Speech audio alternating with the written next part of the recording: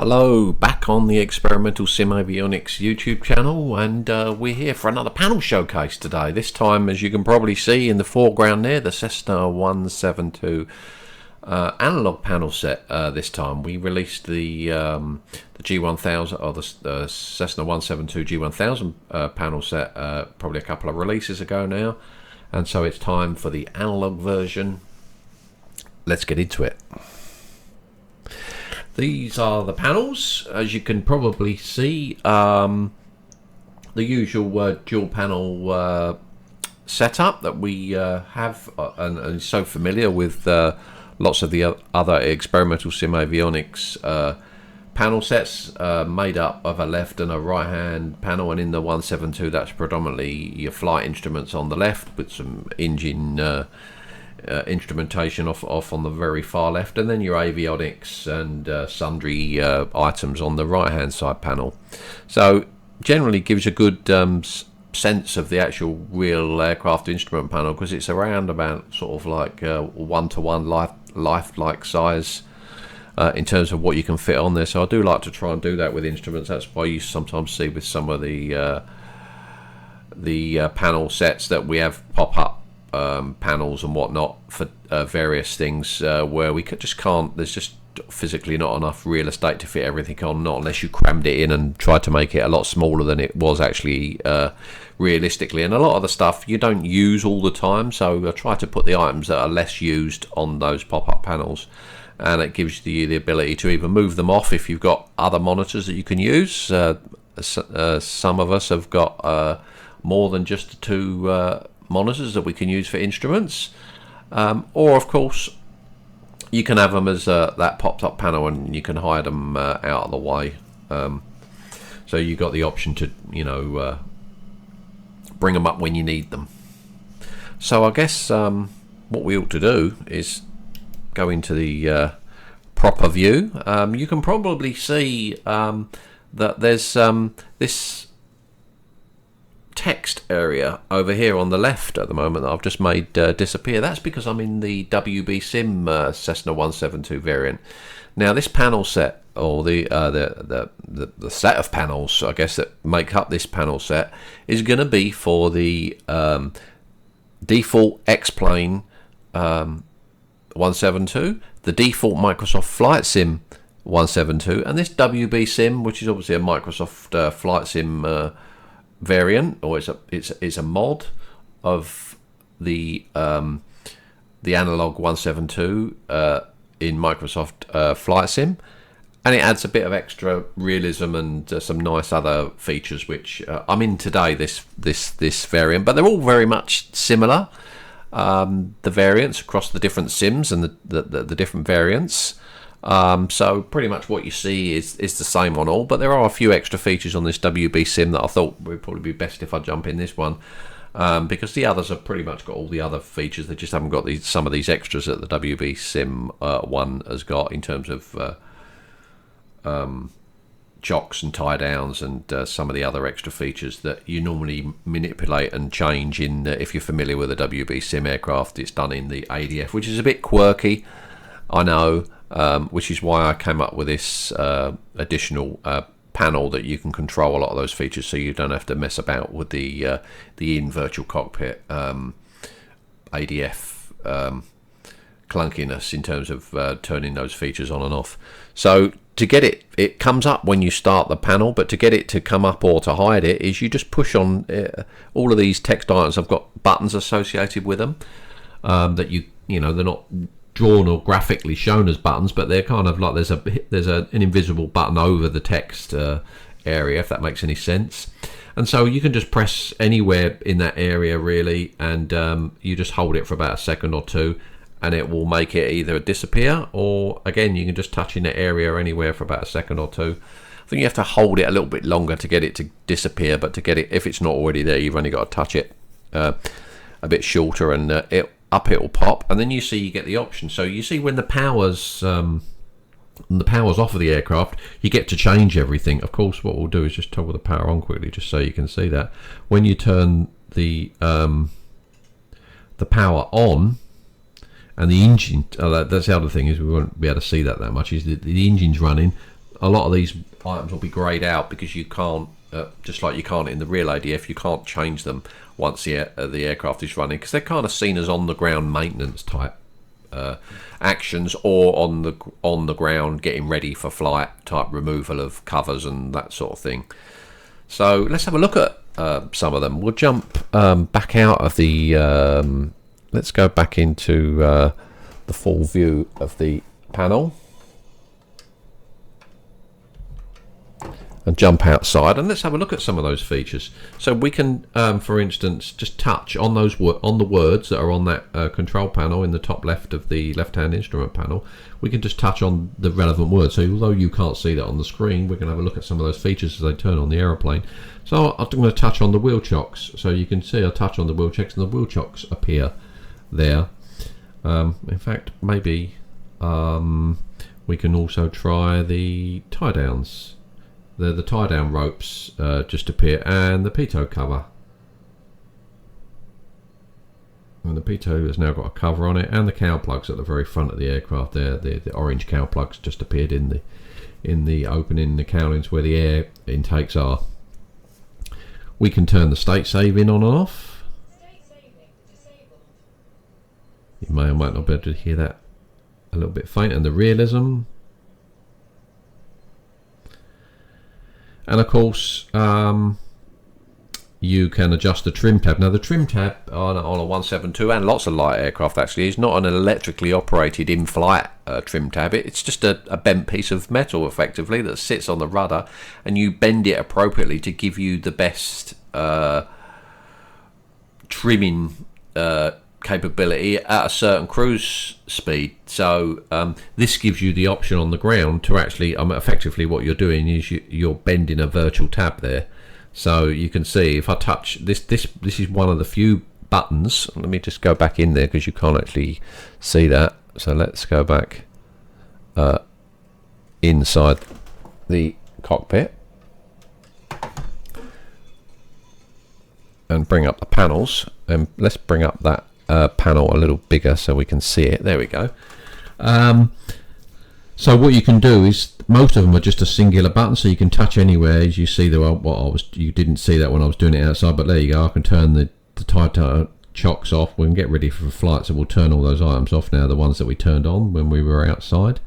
With the trim tab, there's two actual buttons, so there's biased left and right of that whole area there. So if I tap on the word trim over towards the left, you can see the trim tab is being bent more to the left, so the number's getting higher, and there's an L on the end saying it's going more left. Yeah. If I tap where the number is, or over towards the right of that text area, then the number's coming down, so it's going more right. So you can adjust that to be whatever you want it to be. And that's that. Generally on the in a real aircraft, that's a bit of a trial and error thing. You kind of bend it, you go for a fly, you see what it's like. You come back, you bend it either more the same way or back the other way if you've gone too far. It's one of those really.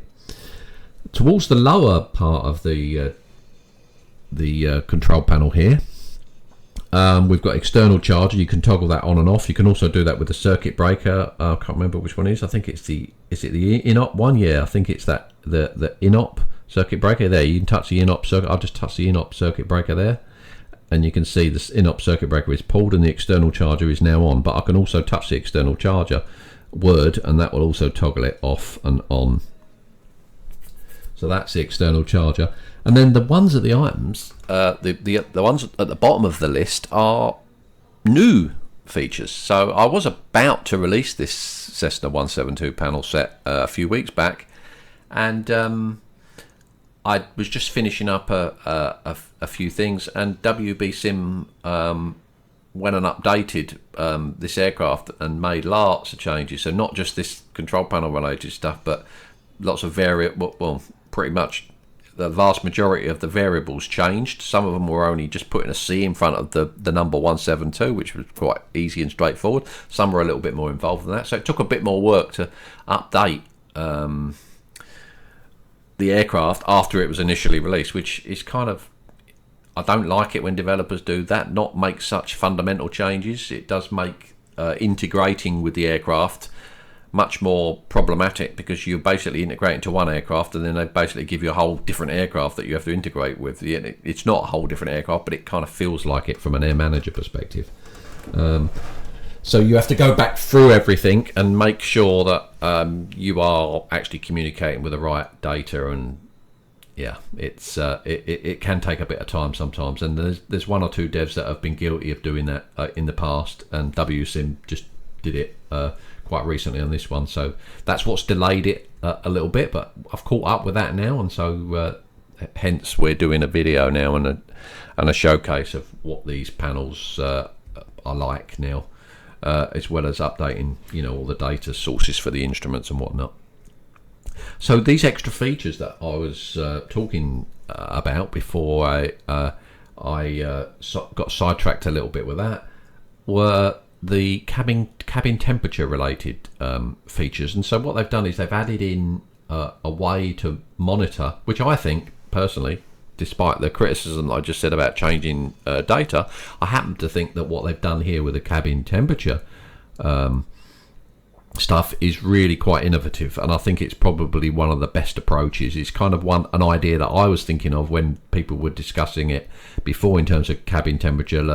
You get a number on a tablet, which is not very intuitive at all to use and not the best way of monitoring the cabin temperature. But what they've done, and some of that is probably due to the fact that they've had to sort of like make do with what they've got, because they're modding a built-in default aircraft, so that's why they've had to use the ADF, for instance, to add some of these features. So it's not the best interface, but that's what they had to use, and so in a way it's kind of forced them to use the built-in, and it's kind of worked out in a good way, because what they've done with the cabin temperature, if you're familiar with the new WBSim features, you'll know this, and they give you an audible, which I always thought was a good way of doing it, and they give you a visual, but a simple visual indication of what the cabin temperature is, so you don't have to go hunting for it in a tablet or anything else like that.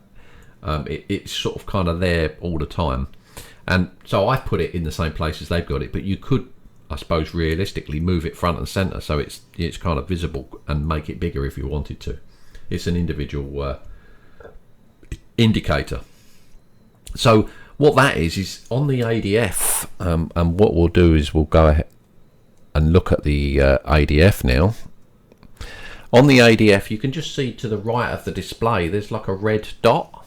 That's this the bottom list of the options on the control panel there was something that said indicator, and it was turned on. You see I've just turned it off now. You can't see that, but because we're looking at the right side panel, and the little red dot has disappeared. So when I press it again, you'll see the little red dot comes back. So what that does is, we'll bring the dual panel lacquer again, is that gives you a visual indication of what the cabin temperature is. So that's like think of it as like an RGB LED in effect.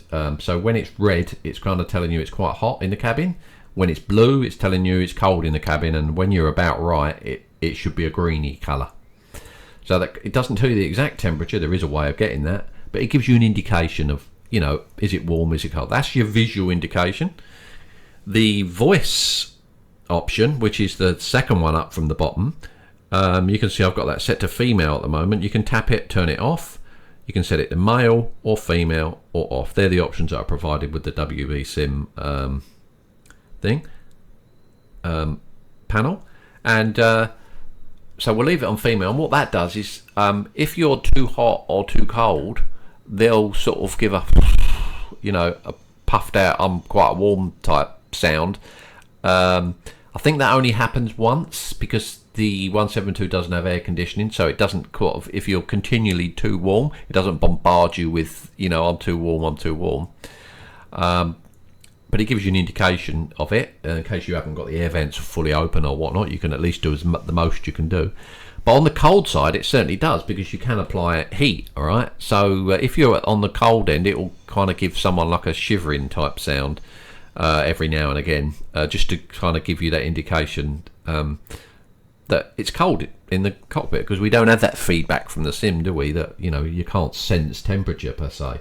So you've got both. You can have either or. You can turn them all off if you don't want to play with the cabin temperature, of course.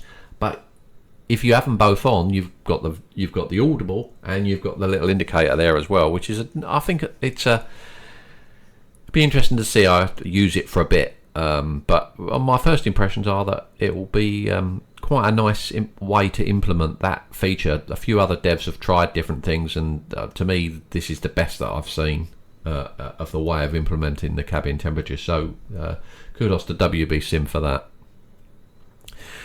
The third item up from the bottom there is the cabin temp, right? Is the actual, just all that's telling you is what the actual value is. It's 32 degrees C. So as you can see from the indicator on the right, it's like an orangey red colour now. So it's telling you 32. It's pretty warm, right? And that would stack up because we're in the Caribbean. So we're in Costa Rica, I believe. So we're just going to go for a short flight in a minute and probably just come back and land here or whatever. We'll sort of wing it like we usually do. And so it's giving you the temperature there, but usually you wouldn't have that display on. You know, once you power up and you get going, I turn this off, right? So, but what you can do is you can just toggle it. You see, I press that now. That's now displaying the value in Fahrenheit, right? So 89 Fahrenheit, again, pretty warm for those of you that talk temperature in Fahrenheit. I'm of the era that I kind of learnt both, so I know both. And being originally from the UK, we used to always have our temperatures in Fahrenheit back in the day, and then we converted to be like the rest of Europe and have it in degrees C, which is what I tend to use these days, and is most familiar. But I know both effectively. It's, I guess, one of the benefits of knowing inches and centimetres and millimetres and Fahrenheit and centigrade, new and old systems, if you like. So what we can do is we can, as I said earlier, press and just hold on one of those buttons for a couple of seconds, and then that will disappear with the control panel. And I can't actually remember, so I'll have to bring that back up now. Did I leave? Yes, I left that on centigrade. So there is a way of bringing up the cabin once you've hidden that. So that's all your kind of pre-flight stuff done and out of the way. Once you've hidden it, I tend not to use it again until the end of the flight. You can't, in the real WB Sim, once you power up the ADF is just an ADF. You can't get to all those settings. I think there's one or two things that you can get to, but pretty much everything else is no. It's on the ground only, because that's right. You know, you wouldn't want to put the chocks on in flight, or you know, the cowl plugs or anything like that, right?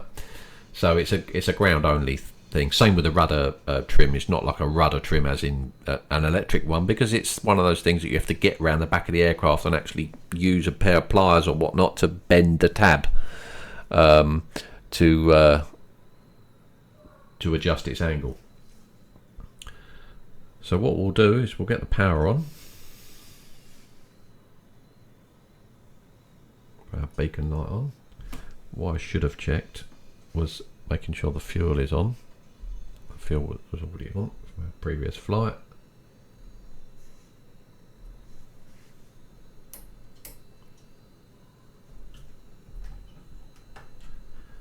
There's engine controls.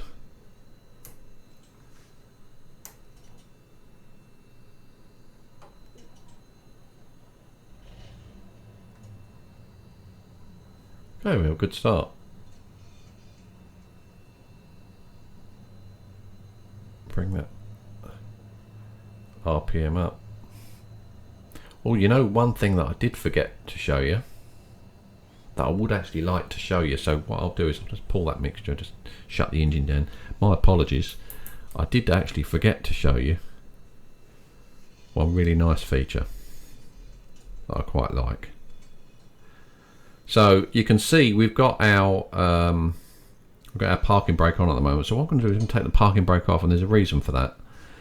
So I'll bring our control panel back off, and one of the things that I forgot to mention was the pushback feature. So you can see at the very top one, towards the top there, about the third item down there, there's an item called pushback. If I push that, you can see we go into this camera mode, and let's get the full screen simulator view for the purposes of why we're doing this. We're in a pushback, so you can use your flight controls. The way they've designed this, if you use your flight controls, if you push on your stick or your yoke, you will push the aircraft back. If you pull on your yoke, you'll pull it towards you, and of course left and right is you can see the steering arm that you've got attached to the front of the nose gear there is actually turning as we're turning, so you can actually turn round to the left or to the right, and so we're gonna push back here round to the left, and the more you push, the faster you'll go. Or turn.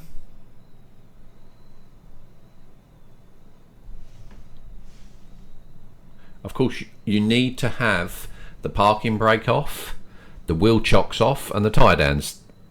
But as you'd expect, you wouldn't be able to push the aircraft or pull the aircraft if you had any of those things on in the real life, and so you can't in the sim either.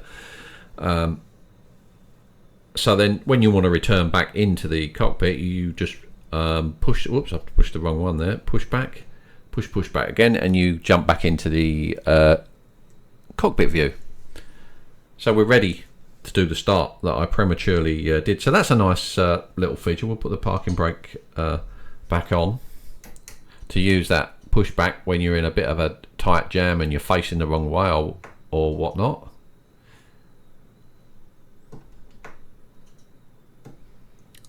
Oh, we're not starting now. What's the matter? Oh, it would help if I had the backdoor power on.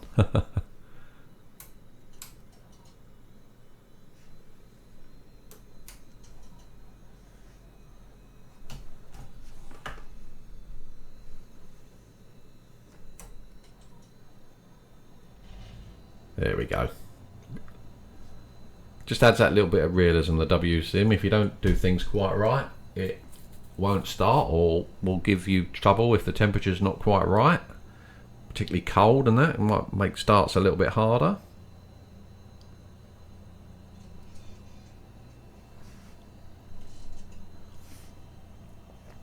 Let's get the avionics on.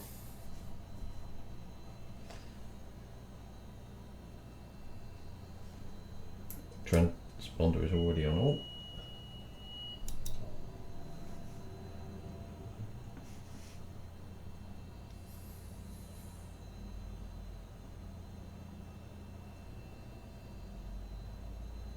You can see now we've got the engine started. That control panel has got lots of items greyed out. The ones that can be changed are still green, but the other items are all greyed out, so you can't actually change them there. So we'll actually get rid of that now. I normally get rid of that before I start the engine, and I don't use it again, and as I said, until I finish at the other end, maybe, perhaps tie down the aircraft and whatnot. Okay.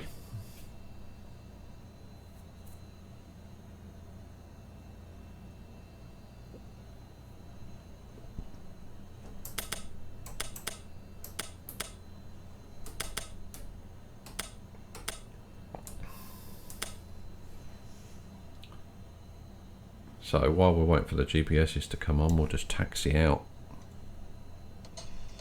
Whoops. So the windsock is well and truly blowing in this direction, so we're going to head up this end of the runway. So to get that cabin temperature up, you can see it's kind of getting a little bit lighter orange now, just as we're getting underway, and we've got a little bit of tiny bit of airflow on the ground. Is you press the OAT volts button on the clock on the left hand side panel, and you can see you get 31C up. I think we were at 32, so it's come down a degree or so.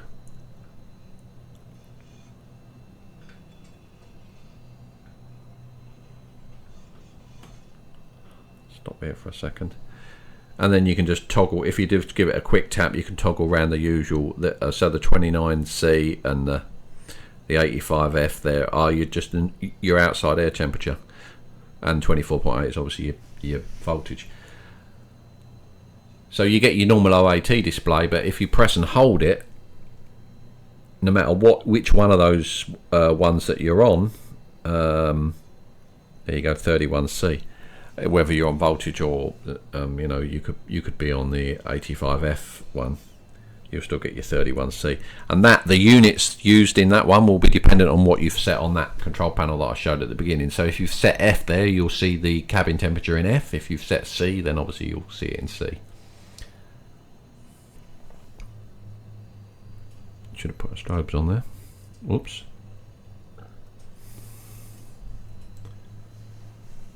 Vehicle on the runway. So it looks like it's a bit of a steepish departure on the way out, or it looks like we can turn right. I've never really taken off here, so we're winging it, literally, pardon the pun. We'll see how we go.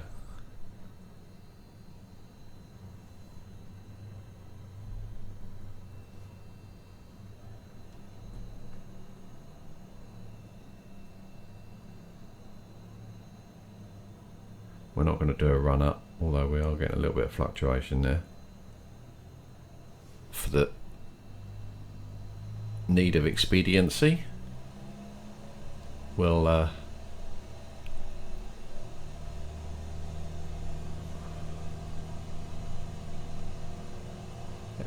airspeed is alive.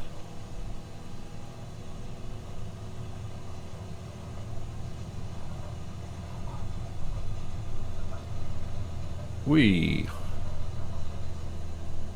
Well, that was a bit dicey.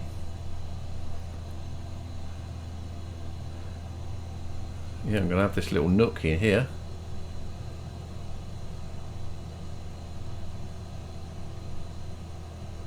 Very handy.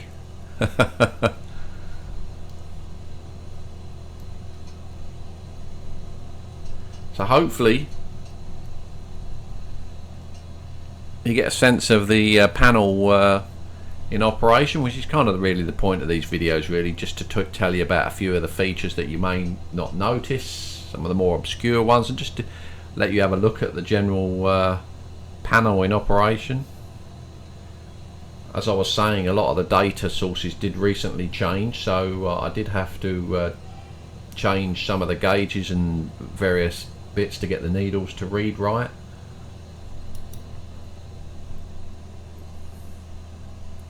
With the WB Sim variant, that is. The other ones have not changed for a long time, and it's been working with those quite nicely.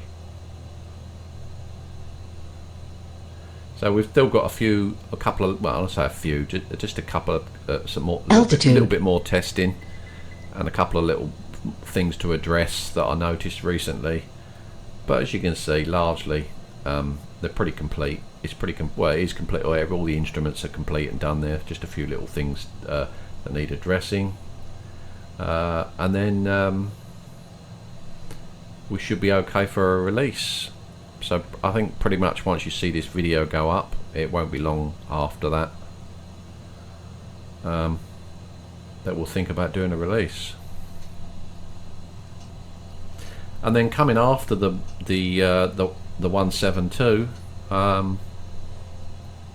I've got the G1000 Baron, the G58 panel set.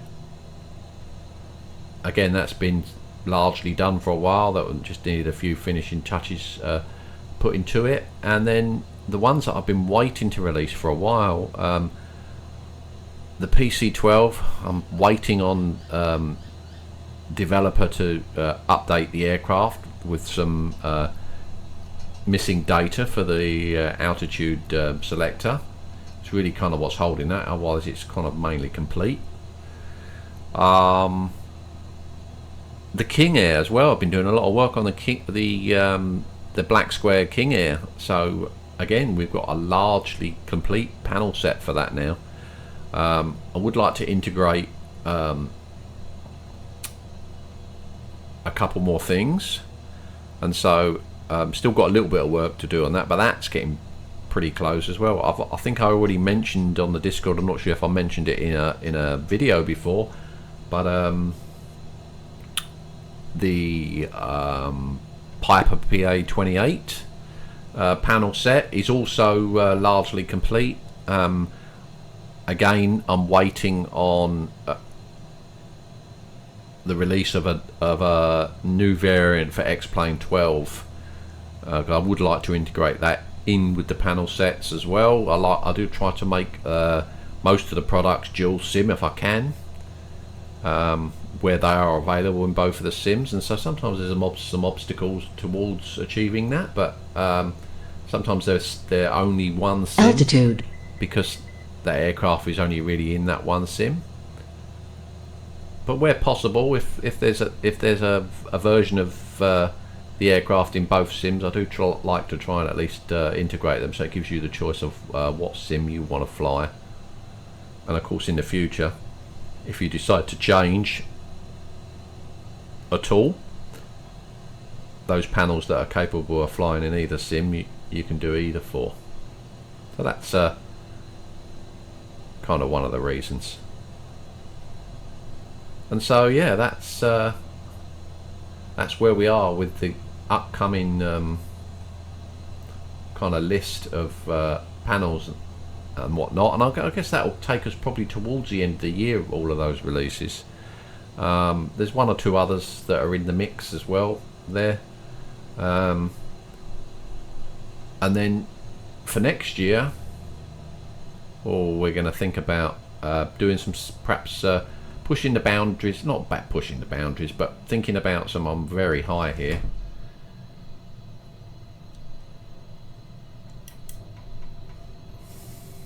I'm just going to circle for a bit and lose a bit of altitude. Was too busy rambling. Just flown around the island effectively. So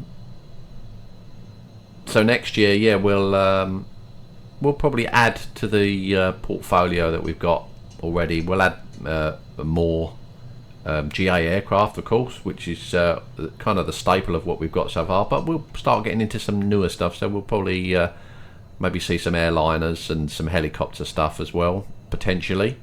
No promises, but that's something that you know, we haven't got currently, and so therefore it would be interesting to you know, get into looking at doing some of that as well. So that's kind of where we are.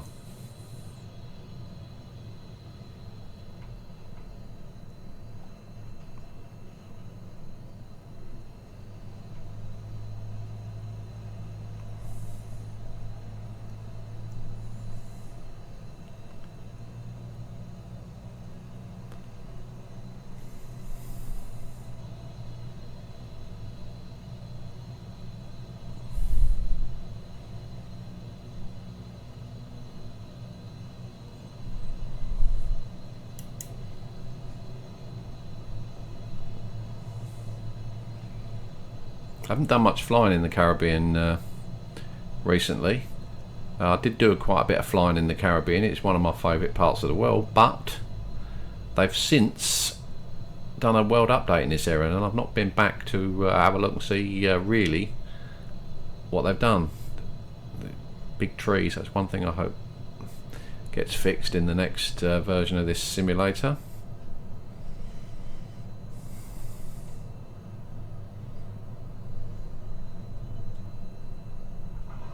Bit of a long float there.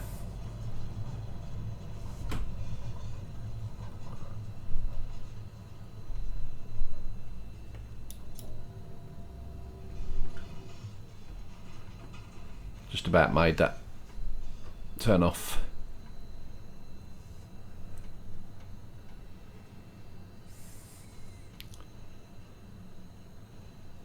So there you go. We're probably not gonna show the complete shutdown again, putting all the bits and pieces on. We've had a look at that already, and I'll leave you to pick up the panel set and have a play with that yourself. And rest assured, of course, we'll endeavour to get the last little bits and pieces nutted out and get this released as soon as possible. So I guess without further ado, we should conclude the video, and let's put that parking brake on. It's very difficult to fly and talk at the same time, you know. It is possible, but one normally gets detracted by the other, so apologies for the flying and or the rambling when one or the other, or the opposite was getting affected by the other. If that makes any sense? Probably doesn't. But anyway, that's the Cessna 172 panel set. Hopefully coming to the ESA store fairly soon. Thanks for watching. See you again soon for some more videos. Don't forget, if you like this one, like and subscribe, and I'll see you again soon. Bye.